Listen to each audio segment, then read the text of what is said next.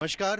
કાર્યકર્તા શિબિરની શરૂઆત થઈ ચૂકી છે અને 14 વર્ષ પછી આ એક પર્વ આવ્યો છે કે જે દરેક કાર્યકર્તાના જીવનમાં એક અનેરો સ્થાન ધરાવે છે. આપણી સાથે નવસારી વિભાગના કાર્યવાહી પરમેન્દ્ર પરમારજી સાથે છે.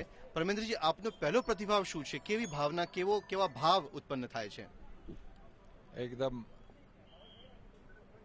વિજિગીષુ વૃત્તોનો ભાવ નિર્માણ થાય છે અહીંયા. કારણ કે 1985માં પણ હું શિબિરમાં લાલ બહાદુર શાસ્ત્રી સ્ટેડિયમ કર્ણાવતીમાં થયો હતો, એમાં પણ હતો.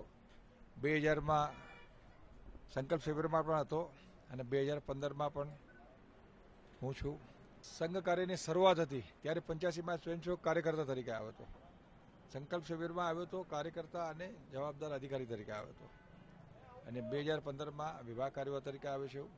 એટલે સંઘના જે સ્ટેપ છે, સ્ટેજ એન્ડ સ્ટેપ, એનો પૂરેપૂરો ઓબ્ઝર્વેશન કરીને હવે આ સંઘ એક હરણફાળ કરવા જઈ રહ્યો છે એની અનુભૂતિ થાય છે. પ્રશિક્ષણ છે, પ્રશિક્ષણથી ઘણું બધું શીખતા હોય છે અને પ્રશિક્ષણથી જ વ્યક્તિના જીવનમાં ક્ષમતા વૃદ્ધિ થતી હોય છે.